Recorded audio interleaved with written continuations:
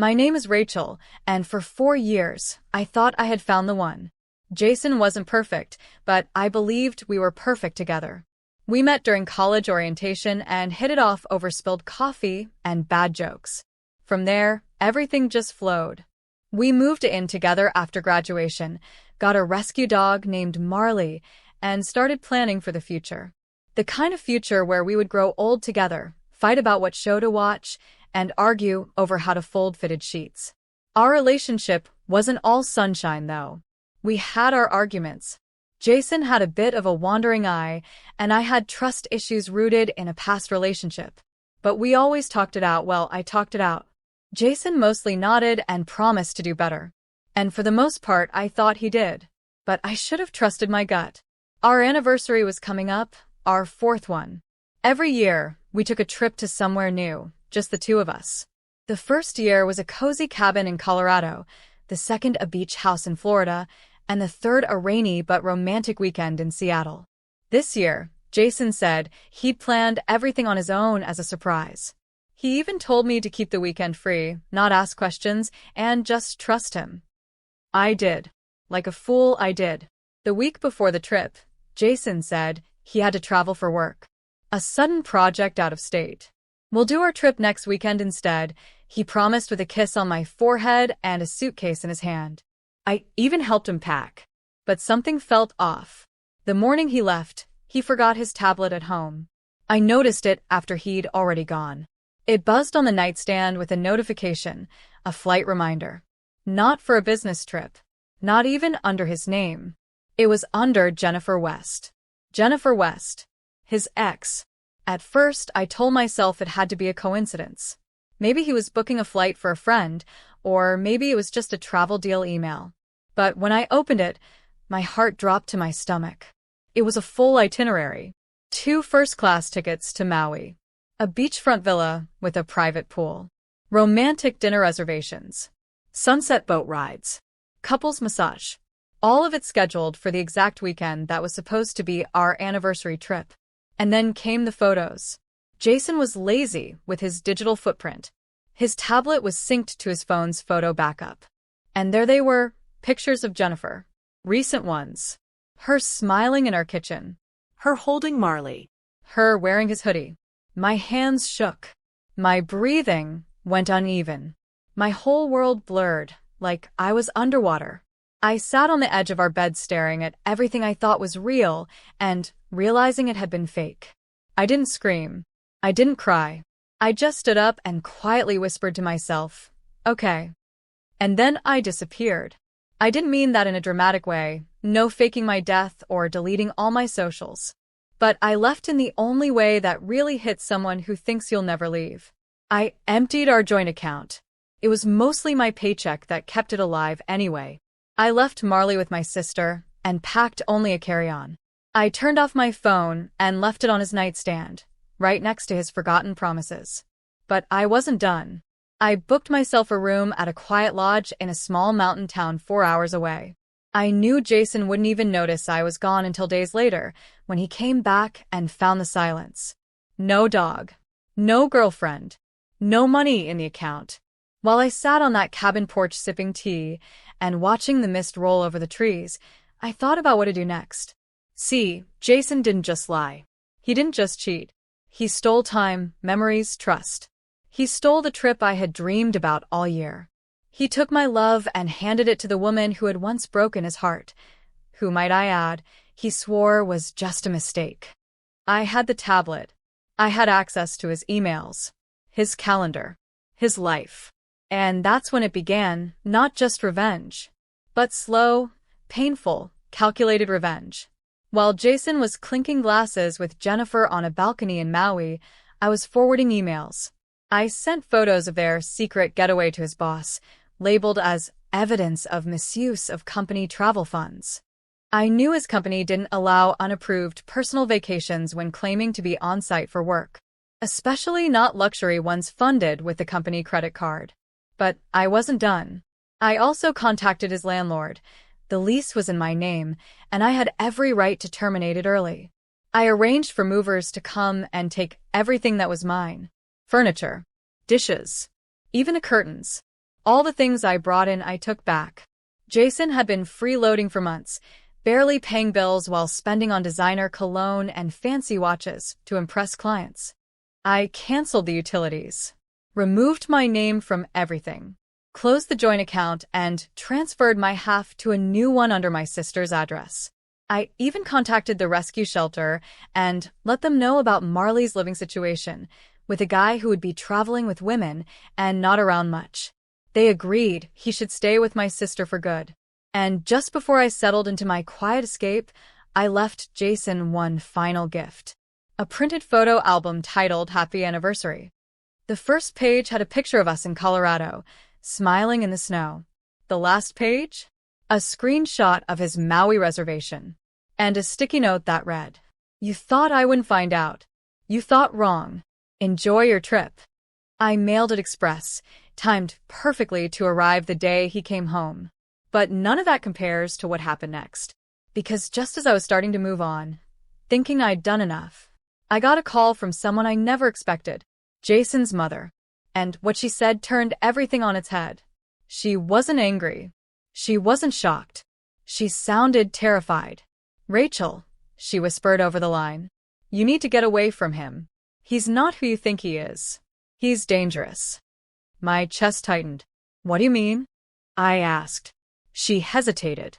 Then, with a shaky voice, she said, "He never told you about Jennifer or what happened the first time they were together, did he?" My heart raced. My hands felt numb. "No," I replied, barely breathing. "What happened?" She sighed. "She didn't leave him. She ran, just like you." And before I could say a word, the line went dead. I stood there, frozen, clutching the phone. Because in that moment, I realized this wasn't just about lies or cheating or stolen anniversaries. This was about something much darker. And I might not be safe. Not at all. I couldn't move. My phone felt heavy in my hand, even though I knew the call had already ended. Jason's mom, someone I'd spoken to only during polite holiday dinners, had just told me that I was in danger. That Jennifer, his ex, didn't leave him because they grew apart or because of normal relationship problems. She ran. Ran like she was scared. Just like I had done. I tried to call her back immediately, but it went straight to voicemail. Again. And again. I even sent her a message asking if she was okay, but deep down I knew I wouldn't get a reply. Whatever scared her enough to warn me wasn't something she wanted to talk about twice. My fingers trembled as I placed the phone down on the kitchen counter in the tiny lodge cabin. I stared out the window, the forest looking less peaceful now and more like a hiding place for secrets. What had Jason done? What was I missing? That night, I couldn't sleep. I kept thinking about all the little moments I'd ignored. How Jason never liked to be questioned.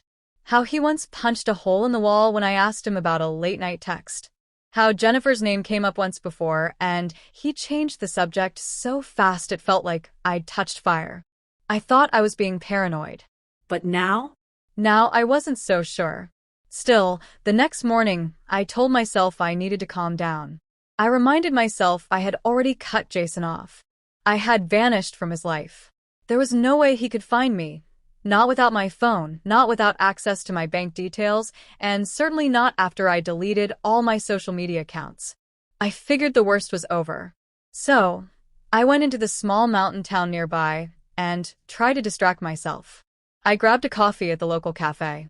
A kind older woman who ran the place asked if I was visiting, and I told her I was just taking a break from city life. I even walked through a few antique stores and bought a small porcelain owl that looked oddly comforting. It felt like a low moment. Calm. Ordinary. Peaceful even. And I needed it. Until I saw the email. Back at the cabin, I had borrowed the lodge's computer to check for updates from my sister about Marley. But when I opened the browser, a notification popped up at the corner of the screen. New sign-in detected from unfamiliar device, Gmail. The recovery email address was still active. I never bothered changing it. And that's when I saw it. Jason had tried to log into my email. The notification said it was denied, but it showed the location, Maui, which meant he was still there.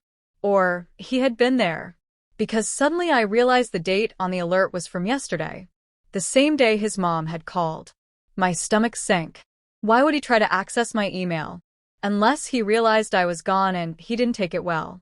I shut the laptop and paced the room. My thoughts raced. What if he was dangerous? What if Jennifer had tried to leave and he stopped her? What if he came back and tried to do the same to me? I rushed to pack my bag, threw on my coat, and locked the cabin door behind me. I drove down the winding road and found the nearest motel, one that didn't require ID and took cash. I used the emergency stash I'd kept since college, and that night, I barely slept. The next day, I called my best friend, Taylor. I hadn't told her everything yet, just that Jason and I were over and I needed space. But now I told her everything. Every Single thing. She was silent on the line. Rachel, she finally said, "You know I never liked him, right?" I gave a soft laugh. "Yeah, you made that pretty clear." "Well, I didn't know all that, but look, I have a friend who works in background checks. Like, deep stuff. She helps screen people for government jobs." That caught my attention. "I'm going to ask her to run Jason's name," Taylor said. "You deserve to know the truth." I thanked her and hung up. I felt a bit more at ease, knowing someone had my back. It felt like a lifeline in the middle of a storm. The next few days passed in a weird blur. I stayed off the radar, using burner phones, paying in cash, and moving motels every other night. I started writing everything down: memories, red flags, moments that hadn't made sense before. It helped me make sense of the pieces. Then 3 days later, Taylor called me back. "You might want to sit down," she said. I was already sitting on the edge of the motel bed, heart pounding. "So," she continued, "my friend found something. Jason has a sealed record." "What does that mean?" I asked. "It means it's hidden from the public, but not from federal-level searches." She found one incident. Years ago. He was charged with aggravated assault. The case was dropped when the victim, Jennifer, refused to testify. My heart nearly stopped. "It happened during their breakup," she added. "That's why she left." I couldn't breathe. Jennifer ran because she was scared. And she never spoke out because maybe she was still scared. Maybe she thought no one would believe her. Or maybe she thought he'd come after her again if she did. And now he had tried to replace her. With me. My head spun. My hands trembled. Everything I thought I knew had just flipped. I stared out the window of my motel room, watching a car slowly drive by. And that's when I saw it. A black SUV. Tinted windows. No plates. Driving way too slowly for this quiet road. I stood up and stepped back from the window. The car didn't stop. But it didn't speed away either. I waited 5 minutes. 10. Then carefully peeked out again. Gone. But my gut screamed that it wasn't random. Was it him? Had he found me? That night, I packed again. This time, I ditched the car I'd been using and took a long-distance bus heading north. I didn't care where, I just needed to vanish again. Only this time, I wasn't running scared. This time, I was planning something bigger. Because if Jason wanted to play games, he picked the wrong girl. He had already lost everything I gave him. My love.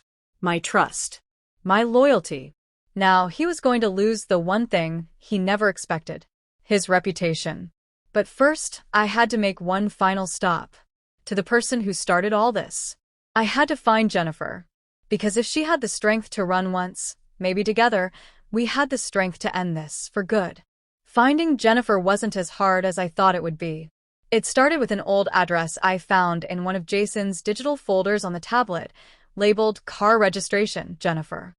It was dated 3 years ago, but it gave me a city to start with, Santa Rosa, California. That, plus a few online searches, led me to a Facebook profile that hadn't been updated in over a year. Still, it had a picture of her at a small art gallery opening. In the comments, someone tagged a studio, Color Bloom Studio. I called the studio from a burner phone. A kind receptionist picked up, and I asked for Jennifer West. There was a pause before she answered. "She doesn't work here anymore," she said, cautious.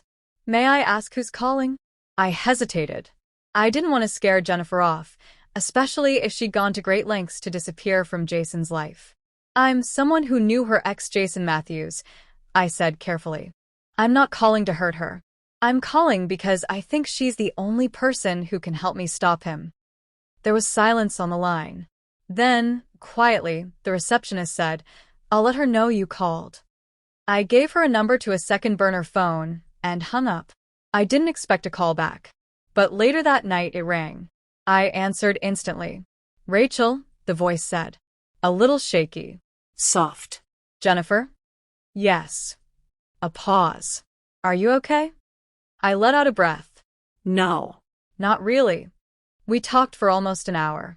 I told her everything. How Jason had taken her on our anniversary trip without me knowing, how I discovered the photos, the emails, the lies. I told her how I disappeared, how his mom called me, and how Taylor uncovered the sealed case. Jennifer was quiet through most of it, but I could hear her breathing. Deep. Uneven. When I finished, there was a long pause. "I thought I was the only one," she finally said. "I thought I was crazy for running." "No," I said. "You were brave." That's when she told me her side. Jason had been controlling during their relationship.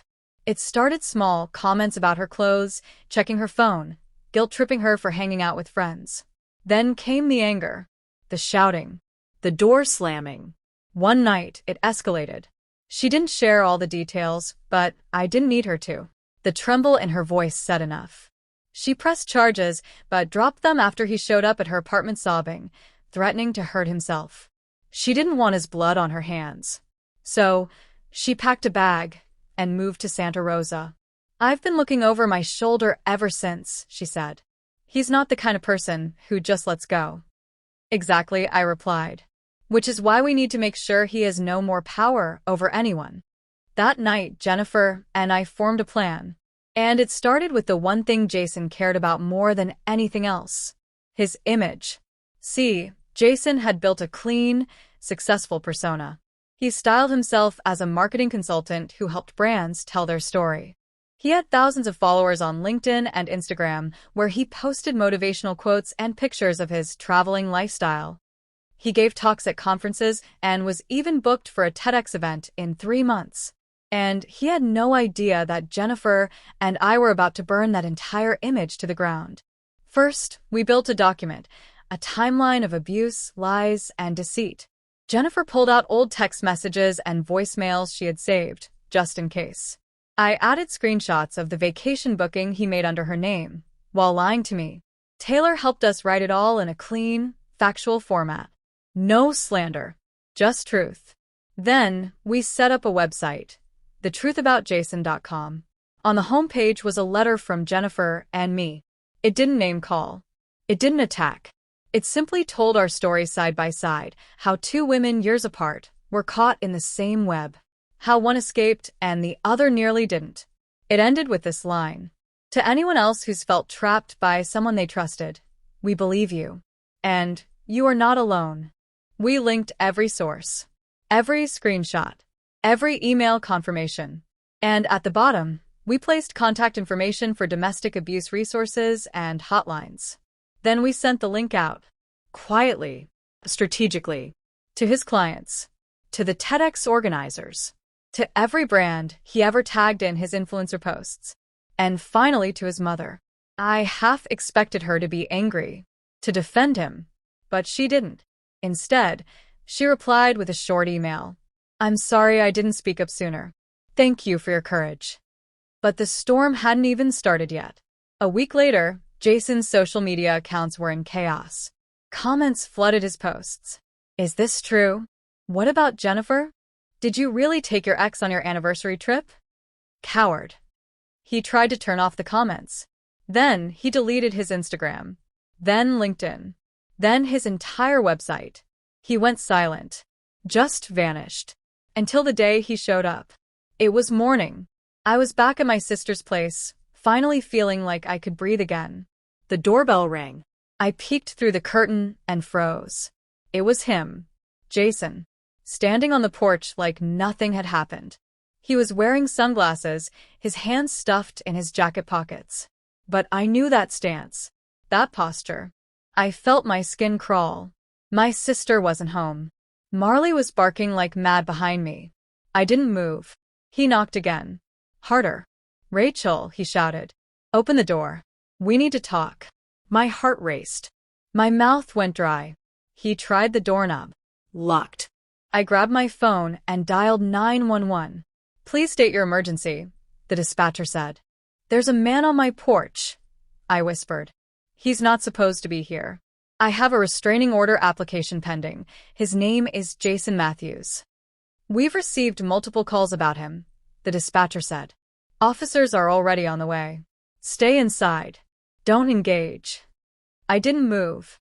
I stood by the window, shaking, watching him pace. Then he looked straight at me, through the glass. He lifted his hand and smiled. A slow, chilling smile. Fine, he said, loud enough for me to hear. You think this is over? It's not over. You're nothing without me. And then he picked up a rock from the garden and threw it at the window. Glass shattered.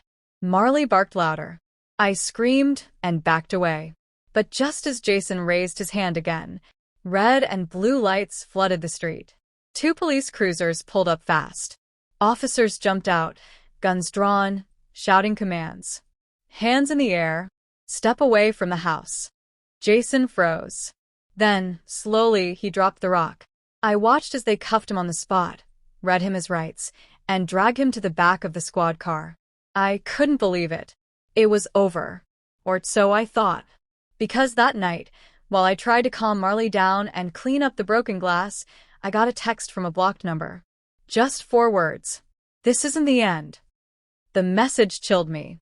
This isn't the end. It didn't have a name attached, no signature. Just those 4 words from a blocked number. And yet I knew it was Jason. I knew the way someone knows when they're being watched in a crowd. You just feel it. The police had taken him away, and I was told he'd be held pending charges of destruction of property, trespassing, and violation of a no-contact request that I'd filed a week before. But Jason was smart, manipulative, charming when he wanted to be. He knew how to play the victim, how to cry on cue, how to twist stories just enough to plant out. And somehow, even in handcuffs, he was still trying to get in my head. I didn't sleep that night. Every creak in the floorboards felt like footsteps. Every flicker of the porch light felt like a shadow. My sister stayed up with me, holding Marley and whispering, "You're safe now, Ratch. He's gone. He can't touch you anymore." But I knew Jason. He didn't need to touch you to hurt you. The next morning, I called Taylor again. I told her everything about the arrest, the message, the growing knot in my stomach. "We need to finish this," I said, pacing the living room. "Not just end it. Bury it." "I'm with you," she replied without hesitation. "Whatever you need." Jennifer agreed, too. She'd watched from afar as the website gained traction. More women had come forward, names I didn't know, stories I'd never heard. He hadn't just hurt me and Jennifer. There were others. But Jason's hold was slipping. His TEDx talk was officially canceled. A few companies he worked with posted statements saying they were cutting ties. The website we built had over 100,000 views. Still, the message haunted me. That's when Taylor had an idea. "You want him to stop?" she asked. "Make him fear you. Right now, he thinks you're just the scared ex who ran. Show him you're not running anymore." "But how?" I asked. "He's already arrested." Taylor smirked through the phone. "Then we make sure he stays that way." That day, we handed everything we had, every chat, every photo, every witness, to a lawyer. One of Taylor's old classmates who worked in advocacy law. She took our case pro bono. When she read through our compiled document, her face turned pale. "I can't promise jail," she said. "But we can sue. Harassment. Emotional damages. And we will push for a permanent restraining order." "And the sealed case from before?" I asked. She nodded. "We'll file a motion to unseal it. If the court sees the pattern, they'll understand he's dangerous." We filed everything. Court dates were set. Witnesses were prepared. Jennifer flew out to testify in person. I stood beside her in court, hand in hand, as the judge read through the documents. Jason, sitting at the defendant's table, looked different now. Less polished. No tailored suit. No fake smile. Just a twitching jaw, dark circles under his eyes, and a glare he couldn't hide. The judge ordered a full protective restraining order that covered me, Jennifer, and even Taylor, since she'd been a target online after the site launched. Jason tried to talk, Tried to charm. Tried to cry. but no one listened anymore. After court, as I stepped out into the sunlight with Jennifer and Taylor beside me, I felt something I hadn't felt in a long time. Peace. Real, deep, still peace. But the story didn't end there. Because when the website went viral, it caught the attention of someone unexpected, a producer from a popular podcast called Shatter the Silence. They invited me and Jennifer to share our story. Not the juicy, gossip-filled version. The real one, the pain, the healing, the strength. At first, I hesitated. But Jennifer said something I'll never forget. If even one woman hears us and decides to leave, then it's worth it. So we did the interview. We cried. We laughed. We told the truth. And the response was overwhelming. Thousands of messages poured in. From women. From men. From survivors. From people who never thought they'd have the courage to walk away. I realized then, revenge doesn't always look like fire and fury. Sometimes, revenge is healing so loudly that the person who broke you hears it everywhere they go. A few weeks later, Jason tried to appeal the restraining order. The court denied it. Then he moved to another state. I haven't heard from him since. I don't need to. I live a quiet life now. Simple. Safe. With Marley snoring by my feet and a small art piece Jennifer painted hanging above my bed. Every year on the weekend of what used to be our anniversary, I take a solo trip to somewhere new. Not to run. Not to hide. But to remember who I became. I wasn't the girl who disappeared. I was the woman who rose. And if Jason ever forgets that, well, he can always Google his name,